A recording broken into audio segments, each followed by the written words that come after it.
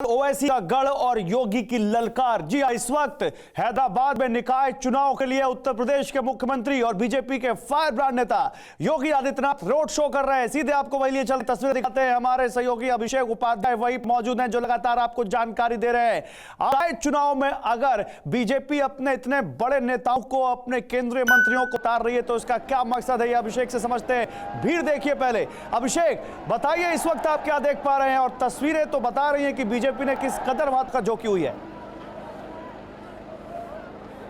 देखिए, ये जो तस्वीरें हैं ये जबरदस्त तस्वीरें हैं। हम इस समय एकदम ठीक है टॉप एंगल पे योगी आदित्यनाथ आपको दिख रहे हैं। पीछे देखिए रथ पर है और यहाँ जबरदस्त भीड़ लग गई है। ये कुकटपल्ली इलाका है हैदराबाद का और देखिए भीड़ देखिए, जन समुदाय देखिए, हुजूम देखिए।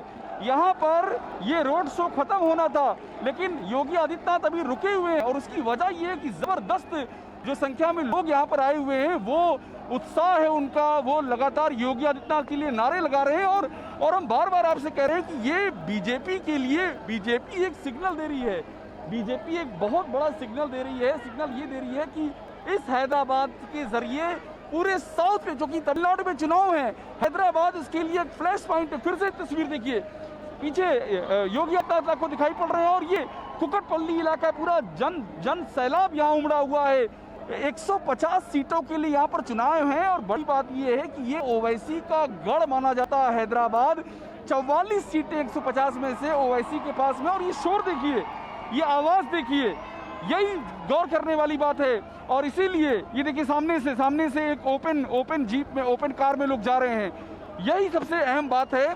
यही इस बात को हम बार बार इंगित कर रहे हैं कि योगी आदित्यनाथ की यहाँ पर बहुत डिमांड थी और उनका जो चेहरा है वो चेहरा हिंदुत्व के प्रचारक के तौर पर है। हिंदुत्व का चेहरा। यहाँ पर जय श्री राम के नारे लग रहे हैं। यहाँ पर पूरा चारों ओर भगवा ही भगवा लह रहा है। और यहाँ देखिए इधर से योगी आदित्यनाथ को निकलना और ये पूरा इलाका ये भी लोगों से, जन समुदाय से पट गया है।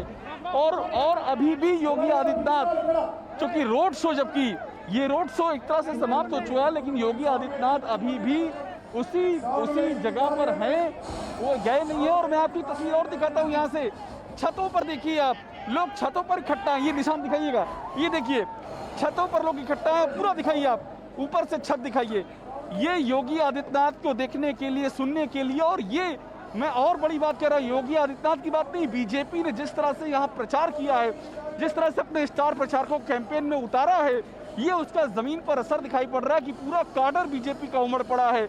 और वे लोग जो अभी तक बीजेपी के साथ नहीं कनेक्ट थे, वो उसमें से एक बड़ा तबका वो भी है जो इस ताकत को देख करके साथ आ गया है। उनको लगता है कि बीजेपी एक सीरियस चैलेंजर हो सकती है। लोकसभा में 4 सीटें, विधानसभा में 2 सीटें थी, लोकसभा में 4 सीटें बीजेपी मिल ली है। निजामाबाद में यहाँ तक कि जो केसीआर यहाँ के मुख्यमंत्री, उनकी बेटी को हराया है बीजेपी के उम्मीदवार ने। और यही तस्वीर, और यहाँ एक लाइन से देखिए, ये किनारे की तरफ जिस तरह से लोग यहाँ पर हैं। निशान तस्वीर दिखाई, महिलाओं को देखिए आप, ये जो महिलाएं हैं हम टॉप एंगल से दिखा रहे हैं, ये सब बहुत सुबह से हम देख रहे हैं, ये ऐसी भीड़ है यहाँ पर। और ये नारे लगातार लग रहे हैं और ये जो नारे लग रहे हैं इसमें योगी आदित्यनाथ को असदुद्दीन ओवैसी उनके समानांतर का मतलब है चैलेंज किया जा रहा है। ओवैसी को चैलेंज किया जा रहा है योगी आदित्यनाथ का नाम लेकर के। और यहाँ के बाद योगी आदित्यनाथ जहाँ जाने वाले हैं वो बड़ी महत्वपूर्ण जगह है।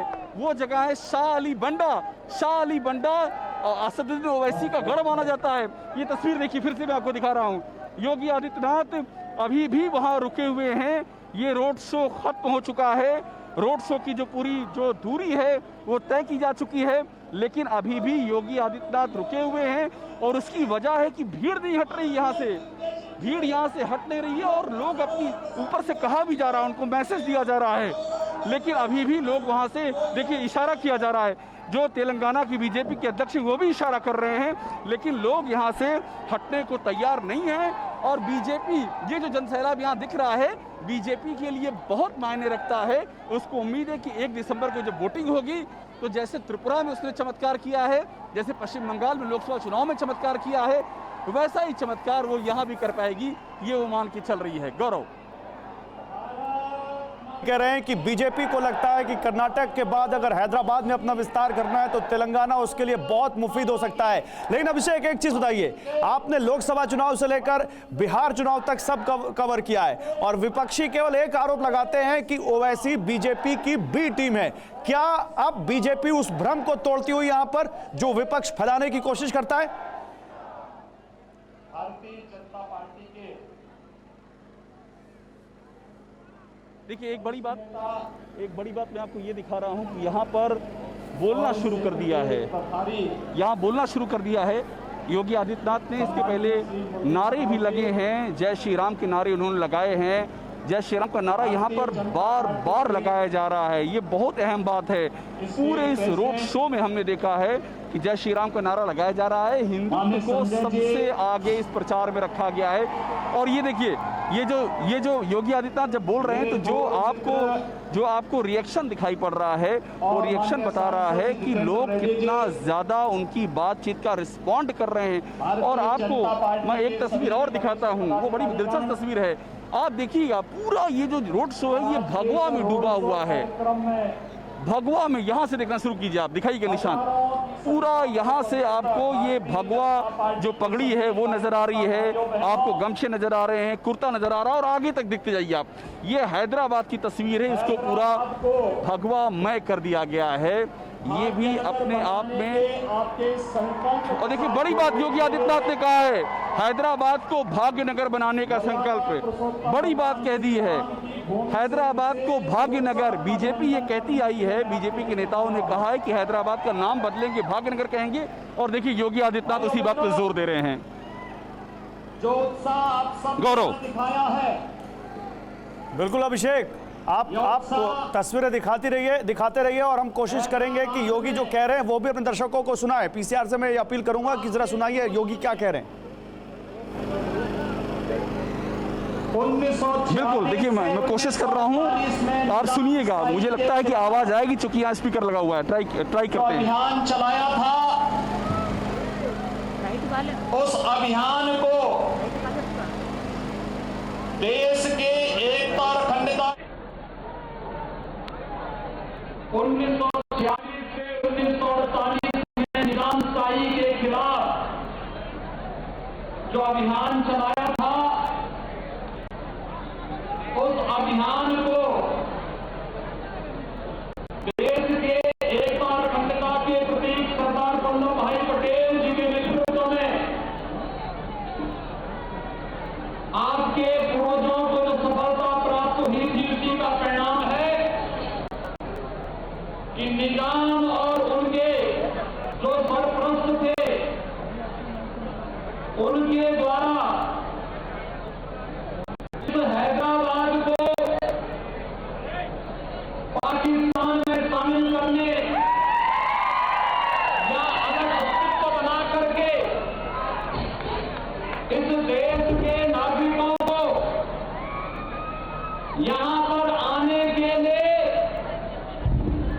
वीजा की आवश्यकता पड़े, परमिट की आवश्यकता पड़े, इस प्रकार की साजिश को यहां के नागरिकों ने और लोगों सरदार वल्लभ भाई पटेल जी के नेतृत्व में एक आंदोलन प्रारंभ किया था। उसकी परिणति है कि आज हम सब यहां पर स्वतंत्र रूप से एक भारत श्रेष्ठ भारत की प्रधानमंत्री मोदी जी की परिकल्पना को साकार करने के लिए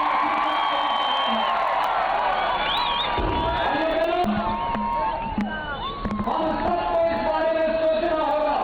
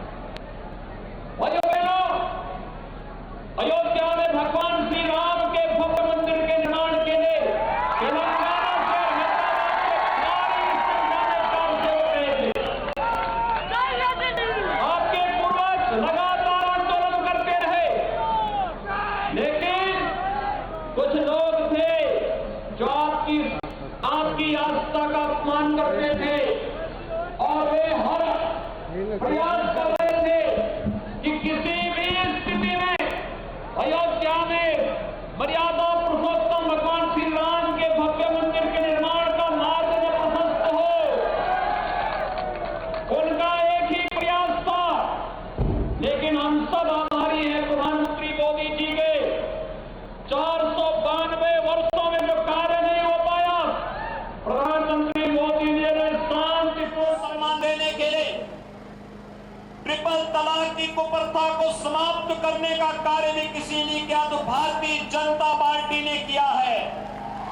भाइयों बहनों, मैं पूछना चाहता हूं, नारी गरिमा के प्रतीक को भी सम्मान देने के लिए, आधी आबादी को सम्मान देने के लिए, ट्रिपल तलाक की कुप्रथा को समाप्त करने का कार्य भी किसी ने किया तो भारतीय जनता उत्तर प्रदेश के मुख्यमंत्री योगी आदित्यनाथ सीधे सीधे विरोधियों पर हमला करते हुए हैदराबाद को पाकिस्तान में शामिल करने की कोशिश हुई थी। हैदराबाद का नाम बदलकर भाग्यनगर करने का संकल्प है बीजेपी का। बहुत बड़ी बात है यहाँ पर निकल कर आती हुई अभिषेक उपाध्याय सीधे वहीं से जुड़ रहे हैं, वहां से आपको लाइव बता रहे हैं। अभिषेक, हैदराबाद के चुनाव में पाकिस्तान की एंट्री और पाकिस्तान में शामिल करने की कोशिश हुई थी, इस बयान से किस पर निशाना साध रहे योगी आदित्यनाथ? 35 लाख नागरिकों, देखिए योगी आदित्यनाथ जो बातें कह रहे हैं, अभी ठीक हम यहाँ पर उनके ठीक सामने वाले जगह पर हूँ और वो क्लियर ये बात कर रहे हैं, वो निजाम की बात कर रहे हैं हैदराबाद के, वो भाग्यनगर बनाने की बात कर रहे हैं, वो सीधे तौर पर ओवैसी पर हमला कर रहे हैं और वो कह रहे हैं कि कुछ लोगों ने हमेशा रोड़े अटकाए। वो राम मंदिर का जिक्र कर रहे हैं, वो ये कह रहे हैं कि तेलंगाना से, आंध्र प्रदेश से कितने राम भक्त यहाँ से उसमें गए राम मंदिर के निर्माण कार्य में अपना अंश समर्पित करने के लिए, उनके खिलाफ किसने साजिश की, भाग्यनगर करने की मांग है। तो कुल मिलाकर के जो हम बात बार बार कर रहे हैं, योगी आदित्यनाथ यहाँ पर एक विशेष बात पे लगातार जोर दे रहे हैं और वो बात है बीजेपी का जो हिंदुत्व का एजेंडा है और ये बता रहे हैं कि आखिरकार यहाँ पर किस तरह से अन्याय हुआ है और वो केसीआर का भी नाम ले रहे हैं, ओवैसी का उन्होंने नाम नहीं लिया, इशारों में कहा है, क्योंकि निजाम की जो बात कही है, अगर आप MIM का इतिहास देखेंगे तो उस इतिहास में जो उनके शुरुआत के सदर रहे हैं वो निजाम के समर्थक थे और वो लगातार ये कहते थे कि निजाम की जो विचारधारा है वो यहाँ लागू की जाएगी। तो जो निजाम का जिक्र किया है वो AIMIM पे चोट की है और साथ में केसीआर का भी जिक्र किया है। गौरव, बिल्कुल, केसीआर और AIMIM यानी असदुद्दीन ओवैसी दोनों पर निशाना साधते हुए योगी आदित्यनाथ और भारी जन समर्थन उनकी रैली को। अभिषेक, लेकिन हमारे दर्शकों को एक चीज और समझाइए, अगर ग्रेटर हैदराबाद के निकाय चुनाव में योगी जैसा नेता प्रचार कर रहा है, अगर खबर तो यह भी है कि अमित शाह भी जा सकते हैं, राष्ट्रीय अध्यक्ष JP नड्डा के जाने की भी खबरें हैं, तो इतने बड़े नेता निकाय चुनाव में, क्या यही वो जीत की भूख है बीजेपी की? क्या वो यही वो जीत की ललक है जो बीजेपी को सबसे अलग करती है? देखिए अमित शाह आ रहे हैं, पहले ये क्लियर कर दूं, अमित शाह का कल यहाँ प्रोग्राम है, उनका रोड शो है, JP नड्डा यहाँ अपना रोड शो करके जा चुके हैं, बीजेपी के सारे टॉप लीडर यहाँ पर आ चुके हैं और आपको फिर से जब योगी आदित्यनाथ बोल रहे हैं तो आप तस्वीरें देखिए, फिर से देखिए यहाँ पर किस तरह से ये जो पूरा इलाका है वहां पर जन सैलाब सा है, यहाँ से कोई हिल नहीं रहा है, यहाँ अच्छी खासी भीड़ लग गई है और उनको चूंकि जो उनका भाषण है वो भाषण उनका यहाँ से दूसरी जगह पर होना था, लेकिन यहीं पर इतना भीड़ लग गई कि यहीं पर वो अपना भाषण दे रहे हैं। और जो आप सवाल कर रहे थे वो बीजेपी की भूख बिल्कुल है, क्योंकि 4 सीटें बीजेपी के पास है इस 150 सदस्यों की हैदराबाद निकाय में और वहां वो पूरी ताकत से लड़ रही है और बड़ी बात यह है कि वो लगातार ग्रो कर रही है। लोकसभा चुनाव में 4 सीटें जीती बीजेपी। अभिषेक, मुझसे कहा जा रहा है कि जरा सुनाइए क्या बोल रहे हैं योगी, क्योंकि बहुत अहम है, बहुत अहम बातें वो कर रहे हैं जो आप बता रहे हैं और जो योगी कह रहे हैं, जरा सुनाइए योगी क्या कह रहे हैं, फिर से हमारे दर्शकों को सुनाइए। बिहार विधानसभा का चुनाव संपन्न हुआ, जनादेश भारतीय जनता पार्टी गठबंधन को प्राप्त हुआ। श्री नीतीश की जनता की भावना के साथ खिलवाड़ किया है।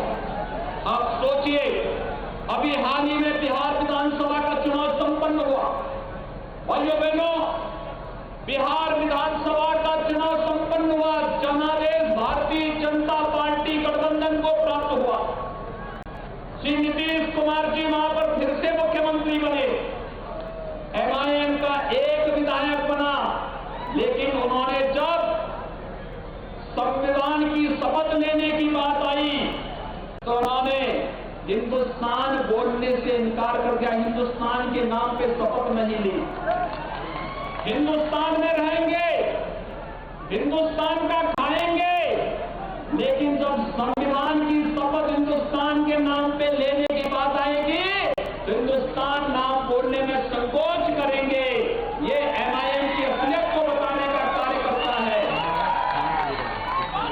और भाइयों बहनों, यह आप अनुमान कर सकते हैं कि बिहार में एक विधायक उनका चुनाव जीतता है, वह इस रूप में अपमानित करने का कार्य करता है आप सभी को। लेकिन यहां पर तो उनके द्वारा सत्ता को जकड़ने का जो प्रयास हो रहा है, जिस प्रकार की धमकियां दी जाती हैं, क्या ये स्वीकार्य होनी चाहिए? क्या ये विकास के लिए अनिवार्य है? क्या विकास अगर देखना है 6 वर्षों में मोदी जी के नेतृत्व में पूरे देश के अंदर जिस प्रकार का विकास हुआ है, जिन गरीबों के पास शौचालय नहीं, स्वच्छ भारत मिशन के अंदर राष्ट्रपिता महात्मा गांधी की जन्म जयंती 2 अक्टूबर 2014 से स्वच्छ भारत अभियान का शुभारंभ हुआ था। हर गरीब को प्रधानमंत्री मोदी जी ने एक टॉयलेट मुफ्त में देने का कार्य किया, जहां की राज्य सरकार जितना ले जा सकती थी। उत्तर प्रदेश के अंदर 2 करोड़ 61 लाख परिवारों को हमने एक टॉयलेट उपलब्ध करवाया। पूरे देश के अंदर 10 करोड़ लोगों को इस सुविधा का लाभ प्राप्त हुआ। 3 करोड़ गरीबों को देश के अंदर प्रधानमंत्री आवास योजना का लाभ दिया गया। 4 करोड़ गरीबों को सौभाग्य योजना के अंदर फ्री में इलेक्ट्रिसिटी का लाभ दिया गया। प्रधानमंत्री उज्ज्वला योजना में पूरे देश के अंदर 8 करोड़ गरीबों को पूरे देश के अंदर एलपीजी सिलेंडर फ्री में देने का कार्य किसी ने किया? प्रधानमंत्री मोदी जी ने किया। और भाइयों बहनों, आपने देखा होगा कोरोना काल तो हिंदुस्तान की खाएंगे, लेकिन हिंदुस्तान का नाम लेने में दिक्कत है एआईएमआईएम को। बहुत बड़ा हमला एआईएमआईएम पर योगी आदित्यनाथ का। आपको याद होगा बिहार विधानसभा में जब नवनिर्वाचित विधायकों को शपथ दिलाई जा रही थी तो एआईएमआईएम के विधायक अख्तरुल ईमान ने इस बात पर आपत्ति जताई थी कि उर्दू में भारत का अनुवाद हिंदुस्तान क्यों किया जा रहा है। अभिषेक, एआईएमआईएम पर बहुत तीखा हमला योगी का। बड़ा तीखा हमला किया। और देखिए, अपनी बात कहती हूँ, मैं आपको तस्वीर दिखा दूं। निशांत, सावधानी से आप रहिएगा, मैं इधर दिखाता जाता हूँ। देखिए, यहाँ पर जो लोग हैं, ऐसे घुमाइएगा, जो लोग हैं उनकी आवाजाही देखिए वो बढ़ती आ रही है। और ये देखिए, यहाँ पर अब फूल छोड़े जा रहे हैं। ये ताज़ी तस्वीरें हैं। बाकी जो आपने सवाल किया है वो यहाँ पर एक बड़ा मुद्दा है, क्योंकि योगी आदित्यनाथ यहाँ पर इसी बात पे जोर दे रहे हैं कि एआईएमआईएम जो है वो देश के साथ नहीं खड़ा हुआ है, वो हिंदुस्तान के साथ नहीं खड़े हुए हैं। वो इसी पे जोर दे रहे हैं और इसी बात पर जोर दे रहे हैं। और वो हैदराबाद के निज़ाम से लेकर के और आज की तमाम बातों को याद दिला रहे हैं। सीधा हमला किया है और चेतावनी है, ये चेतावनी इनकी ये है कि एक विधायक ने ये किया है तो पूरी एमआईएम की सोच क्या है, ये एक बड़ी बात है। और मैंने आपसे जो पहले कहा कि यहाँ पर एक तरह से ये कहा जा रहा है कि ये गढ़ में, ओवैसी के गढ़ में योगी की ललकार है, इस तरह से प्रचारित किया जा रहा है बीजेपी की ओर से। बीजेपी का काडर यही बात कह रहा है कि ये ओवैसी को चैलेंज है योगी का। और एक बार फिर से हम आपको दिखाते हैं। देखिए, योगी आदित्यनाथ का भाषण जो है वो लगातार जारी है। और मैं आपको बता दूं, ये उनके रोड शो का ये भाषण उनका हिस्सा नहीं था, लेकिन ये फिर से देखिएगा, भाषण भी चल रहा है और साथ में इस तरह से यहाँ पर फूल भी बरसाए जा रहे हैं। तो ये पूरा ये जो जहाँ पर रोड शो खत्म होना था, यहाँ वहाँ एक अलग तरह का एक विहंगम दृश्य बीजेपी ने यहाँ पर उपस्थित कर दिया है, जो ये दिखा रहा है कि बीजेपी के काडर हैं वो कितना उत्साहित है योगी आदित्यनाथ के यहाँ पर आने को लेकर के। बिल्कुल बिल्कुल अभिषेक, एक बार फिर से सुनाते हैं क्या कह रहे हैं योगी आदित्यनाथ। उत्पीड़न करने का कार्य भी एमआईएम के बहकावे में आकर करने का कार्य कर रही है, लेकिन हम सबको इसके खिलाफ एक नई लड़ाई लड़नी है। और इस नई लड़ाई के लिए आज आप सबके साथ कदम से कदम मिलाकर के चलने के लिए, आपके साथ जुड़ने के लिए मैं स्वयं भी मर्यादा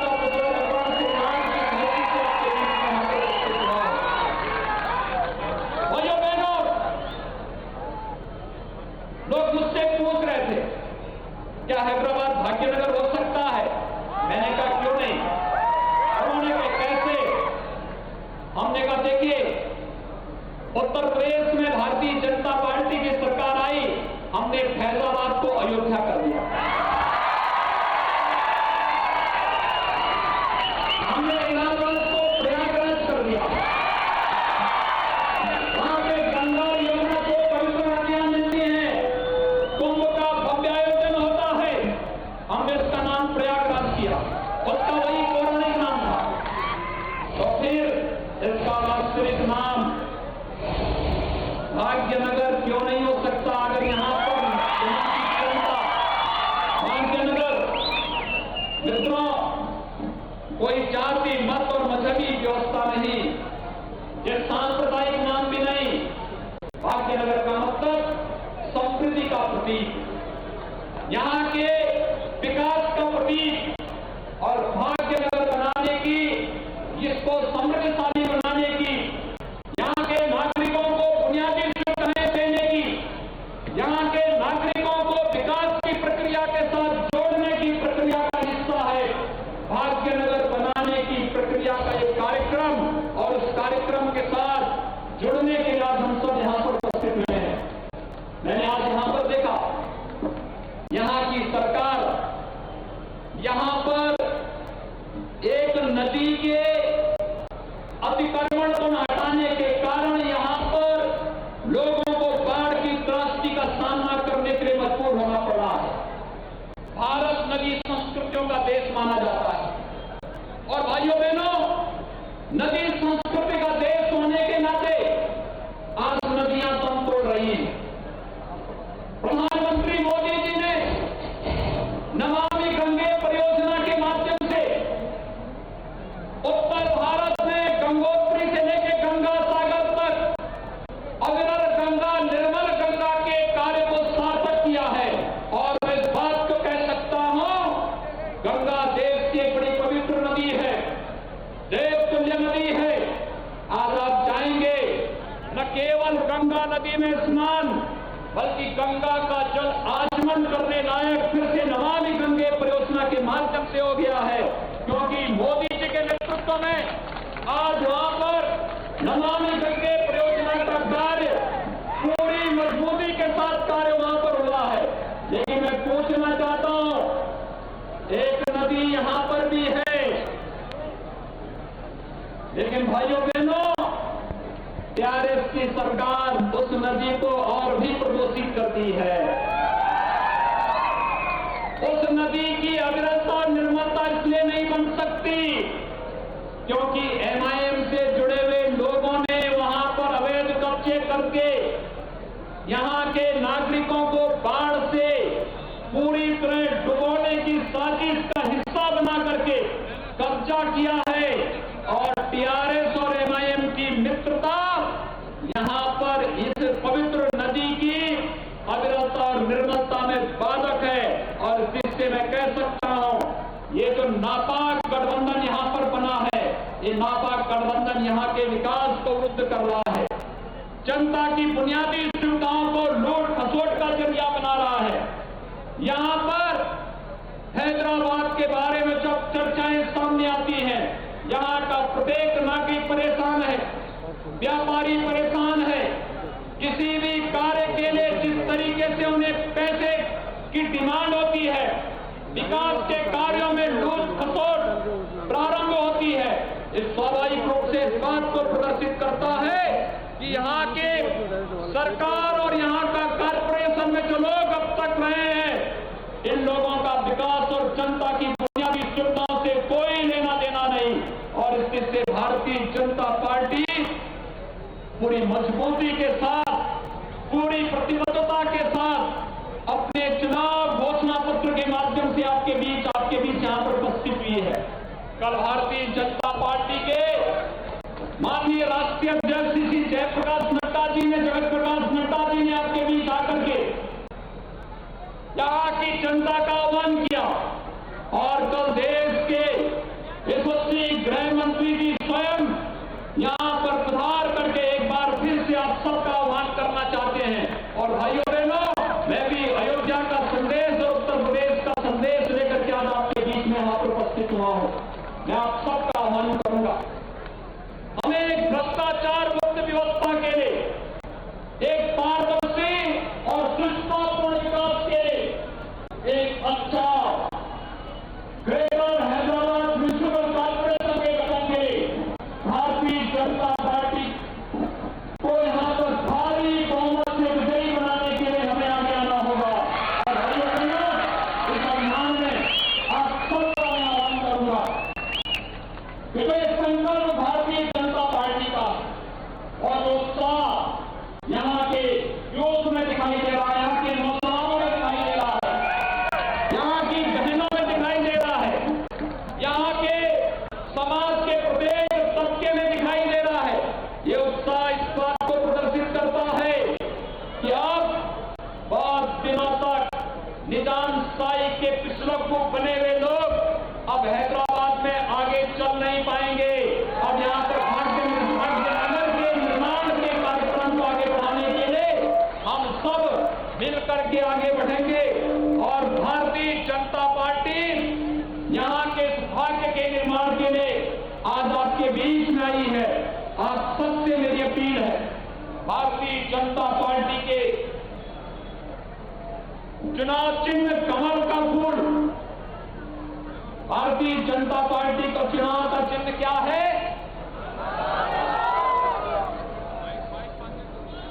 कमल का फूल, लोटस।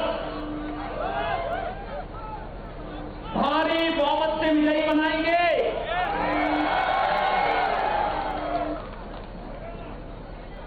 मैं सचमुच आपने जो उत्साह दिखाया है, इस उत्साह के लिए आप सबका आभारी हूं और मैं आप सबका आह्वान करूंगा। कोविड-19 और इस वक्त की बड़ी खबर, योगी आदित्यनाथ ने बहुत बड़ा हमला बोला है। उन्होंने कहा, योगी आदित्यनाथ ने AIMM को लेकर के हिंदुस्तान की खाते हैं, लेकिन हिंदुस्तान का नाम देने में दिक्कत है। हम लोगों को नई लड़ाई लड़नी है और गंगा का जल, उन्होंने जो जिक्र किया वो बहुत बड़ी बात बोली। उन्होंने कहा हम गंगा का जल आचमन लेने लायक नहीं था, हमने उसको शुद्ध करने का संकल्प लिया है और गंगा का जल आचमन पवित्र हो गया है। और वही हैदराबाद के ऊपर उन्होंने कहा कि हैदराबाद की नदी आज प्रदूषित क्यों है, ये बताए यहाँ के लोग। अभिषेक, ये साफ यहाँ इनका आरोप है सीधे सीधे तेलंगाना की सरकार पर, सीधे सीधे AIMIM पर, कि ये लोग जो यहाँ पर सरकारों में, निकायों में है, इन्होंने कुछ नहीं किया अभी तक हैदराबाद के लिए। भारत की आस्था का सम्मान करते हुए देखिए, यहाँ पर जो हम पूरा भाषण सुन रहे हैं योगी आदित्यनाथ का या बीजेपी का, उसका मतलब समझिए इस पूरी लड़ाई को बीजेपी बनाम AIMIM की शक्ल देने की कोशिश है ये। और अगर ऐसा होता है तो ये बीजेपी के लिए एक बड़ी सफलता होगी, क्योंकि उसके पास 4 सीटें हैं और ओवैसी की पार्टी के पास 44 सीटें हैं। ये 4 बनाम 44 की लड़ाई है, लेकिन ये लड़ाई एक लेवल पे आ गई है, एक पटरी पर आ गई है और वही कोशिश की जा रही है। बिल्कुल, 4 बनाम 44 की लड़ाई में बीजेपी ने किस तरह से अपने बड़े चेहरे उतार दिए हैं, ये साफ दिख रहा है हैदराबाद के निकाय, ग्रेटर हैदराबाद के निकाय चुनाव में। और ये इसलिए भी क्योंकि ये कहा जाता है कि one of the richest municipality है इंडिया की, बृहन मुंबई जिसका सबसे ज्यादा बजट है, और उसके बाद टॉप 10 में आइए तो ग्रेटर हैदराबाद भी आता है। अभिषेक, यानी ये बात साफ है, बीजेपी ने ये बात बिल्कुल समझ ली है कि अगर ग्रेटर हैदराबाद के निकाय चुनाव में जीत हासिल कर ली तो आने वाले फिर विधानसभा चुनाव, और उसमें बीजेपी का अच्छा प्रदर्शन कहीं से भी कम नहीं है, या कहीं से भी कम नहीं रहने वाला। वहां पर ऐसा नहीं, मोदी बिल्कुल ठीक कह रहे हैं। 5,500 करोड़ का बजट है इसका। 5,500 करोड़ का बजट बहुत बड़ा बजट होता है। और यहाँ पर जिस तरह से, क्योंकि केसीआर की पार्टी के पास 99 सीटें 150 में से, अभी हाल ही में दुबक्का का विधानसभा का उपचुनाव हुआ है, उस दुबक्का के चुनाव में बीजेपी जीती है 2 महीना पहले और टीआरएस को 3,000 वोटों से हरा के जीती है। तो हाल की ये जीत है और इस जीत से बहुत उत्साह है। लोकसभा चुनाव में 4 सीटें, लोकसभा सीटें जीती हैं। तो अब ये लगातार बीजेपी को लग रहा है कि जिस तरह से जमीन पर बीजेपी का समर्थन बढ़ रहा है, तो यहाँ पर बहुत ही आसान है कांग्रेस को किनारे करना और मेन विपक्ष की भूमिका में आ जाना, यानी कि विधानसभा में बीजेपी और टीआरएस की लड़ाई होगी। और यहाँ पर ओवैसी बनाम बीजेपी की लड़ाई इसलिए हो रही है कि ओवैसी को डोमिनेट करके बीजेपी सीधा केसीआर को चैलेंज करने की स्थिति में आ जाए। तो ये बहुत ही सोचा समझा दांव है और इसीलिए बीजेपी ने पूरे अपने स्टार प्रचारकों की बैटरी तारीख। देखिए योगी आदित्यनाथ, ये मैं आपको वक्त दिखा रहा हूँ, शाम के 6:30 बज गए हैं। इस समय उनको शाह अली बंडा होना चाहिए, शाह अली बंडा जो कि ओवैसी का गढ़ माना जाता है, लेकिन यहाँ इतना जन हुजूम हो गया कि यहीं पर वो भाषण दे रहे हैं, जबकि यहाँ पर उनको रोड शो खत्म करना था। तो एक एक मौके का बीजेपी फायदा उठा रही है और ये भाषण खत्म हो गया है। जय जय श्री राम, देखिए भाषण खत्म भी हो रहा है तो जय जय श्री राम के नारे के साथ खत्म हो रहा है। ये सारे सिंबॉलिक हैं। योगी आदित्यनाथ का भाषण खत्म हो चुका है अब, लेकिन सिंबॉलिक है। जय श्री राम की बात करना, भाग्यनगर की बात करना, निजाम की बात करना, हिंदुस्तान का खाते हैं लेकिन शपथ नहीं ले पाएंगे, ये सब बता रहे हैं कि बीजेपी एक खास विचारधारा पे चोट करने की कोशिश में है और अपने जो यहाँ समर्थक हैं उनको ये सुनाइए, वहां पर बड़े नारे गूंज रहे हैं जय श्री राम के, जरा सुनाइए और दिखाइए भी अपनी कैमरे की नजर से। बिल्कुल, देखिए क्योंकि अभी भाषण खत्म हुआ है, नारे लग रहे थे। अब देखिए मैं आपको दिखा रहा हूँ, योगी आदित्यनाथ कुछ ही देर में ये जो उनका रथ है इससे उतरेंगे, उनकी गाड़ी लगी हुई है और उसके बाद वो ठीक बगल में आप देख रहे हैं, रथ के ठीक बगल में जो 2 गाड़ियाँ हैं योगी आदित्यनाथ के सरकारी वाहन हैं, वो उसमें सवार होंगे और उसके बाद वो यहाँ से निकल जाएंगे। शाह अली बंडा उनके प्रोग्राम में है, जो ओवैसी का गढ़ है जहाँ पर उनको भाषण देना था। अब इसके बाद उनका कार्यक्रम के मुताबिक उनका वहीं जाना है, लेकिन अभी भी वो रुके हुए हैं। देखिए बड़ी बात यही है, अब चूंकि यहाँ पर 1 तारीख को चुनाव है, आज 28 तारीख हो गई है, 30 तारीख को आज 28 होगी, 29 कल प्रचार खत्म होना है शाम 5 बजे। तो एक एक समय का वो इस्तेमाल किया जा रहा है। ये समय पार हो चुका है रोड शो का। तो क्या अभिषेक इसको उसका जवाब माने? अभिषेक, क्या इस बयान को, जो बात निजाम वाली बात कर रहे हैं, हिंदुस्तान वाली बात आप कह रहे हैं जो योगी ने यहाँ पे कही, क्या सर्जिकल स्ट्राइक वाले ओवैसी के बयान का जवाब माने? जिस तरह से ओवैसी ने साफ कहा था कि हैदराबाद के लोग बीजेपी पर सर्जिकल स्ट्राइक करेंगे, क्या ये उसका जवाब है? देखिए ओवैसी ने कहा था कि डेमोक्रेटिक स्ट्राइक करेंगे, जो उन्होंने कहा था कि डेमोक्रेटिक स्ट्राइक करेंगे। और मैं आपको एक बात और बताऊं, असदुद्दीन ओवैसी इस तरह की बातों में पड़ नहीं रहे हैं। उनको समझ में आ गया कि इसमें अगर इंगेज करेंगे नुकसान हो जाएगा। वो बार बार जब भी ये उनसे बातें की जा रही हैं तो वो किनारे से दूसरी वो विकास की बातें करते हैं, वो बातें करते हैं बीजेपी बांट रही है, वो इस पे बात नहीं कर रहे हैं, क्योंकि उनको मालूम है कि बीजेपी के साथ में एक हो सकता है पोलराइजेशन हो जाए। अगर पोलराइजेशन हुआ तो उनको नुकसान। और देखिए योगी आदित्यनाथ, अब आपको मैं तस्वीर दिखा रहा हूँ, रथ से नीचे उतर रहे हैं। ये ताज़ा तस्वीरें, एकदम ठीक सामने उनका रथ है जहाँ पर हम खड़े हुए हैं, और उसके बाद यहाँ से वो निकलेंगे। तो जो हम बात पूरी कर रहे थे वो यही इंपॉर्टेंट है कि जो बातें योगी आदित्यनाथ कह रहे हैं, ओवैसी उनका जवाब देने से बचना चाह रहे हैं। एक जानकारी मैं आपको और दे दूं, वो अभी इंटरव्यू भी नहीं दे रहे हैं। उन्होंने आखिरी के 2 दिनों में ये साफ कह दिया वो मीडिया से बात नहीं करेंगे पब्लिक रैली में, क्योंकि वो नहीं चाहते हैं कि एक भी बात उनकी जुबान से कुछ ऐसी निकले जो बीजेपी ने टेम्पो बना दिया है यहाँ पर, उस टेम्पो में वो रिएक्शन हो जाए और रिएक्शन उनको भारी पड़ जाए। अच्छा अभिषेक, आप सच बताइएगा, आपने तो लोकसभा से लेकर विधानसभा के और दूसरे देशों तक के चुनाव कवर किए हैं, कभी कोई निकाय चुनाव इस तरह देखा है? और क्या बीजेपी को इसका श्रेय दें जो उसने हैदराबाद के निकाय चुनाव को देश भर की चर्चा में लाकर खड़ा कर दिया है? बिल्कुल ठीक कह रहे हो, और मैं फिर आपको कहूंगा इसको निकाय चुनाव समझना ही नहीं चाहिए। बीजेपी निकाय चुनाव नहीं लड़ रही है, बीजेपी अगला विधानसभा चुनाव लड़ रही है। ये उसका आप कह सकते हैं सेमीफाइनल है। बीजेपी सेमीफाइनल लड़ रही है, उसको मालूम है कि फाइनल एकाएक नहीं लड़ा जाएगा, एक सेमीफाइनल जीतना होगा। ये सेमीफाइनल है और पूरी तैयारी उसकी इसी बात की, और इसके पीछे एक भूमिका है। दुबक्का की विधानसभा का उपचुनाव जीता अभी हाल ही में उसने, तो एक पूरी तैयारी है। और अभी आप देखिए, आपसे बात मैं कर रहा हूँ, साथ साथ थोड़ा इधर आ जाइएगा तो तस्वीरें भी आपको मैं दिखा रहा हूँ। देखिए नारेबाजी तेज हो गई है, योगी आदित्यनाथ नीचे उतर रहे हैं, वहां पर गाड़ियां लगी हुई हैं और गाना बजना तेज हो गया है। लोग और नजदीक जाने की कोशिश कर रहे हैं, सुरक्षा बलों को काफी दिक्कत हो रही है वहां से उनको आगे ले जाने में। जो तेलंगाना के लीडर हैं वो ऊपर हैं, झंडे लहराए जा रहे हैं, बीजेपी के झंडे। ये देखिए सब कुछ जैसे लग रहा है कि पूरा सब कुछ ऑर्केस्ट्रेट और एकदम अभिषेक ये बताता है कि योगी आदित्यनाथ केवल उत्तर प्रदेश या हिंदी बेल्ट की राजनीति की सीमा में नहीं बंधे हुए हैं। योगी आदित्यनाथ की फैन फॉलोइंग या उनका बेस कितने तरह पूरे देश में है और इसीलिए कहीं ना कहीं बीजेपी ने उनको हैदराबाद के इस निकाय चुनाव में भेजा है, जिसको बीजेपी का आप कह रहे हैं विधानसभा चुनाव सेमीफाइनल मान के चल रही है। अड़ी सोमवार से शुक्रवार शाम 6 बजे सिर्फ TV9 भारतवर्ष पर।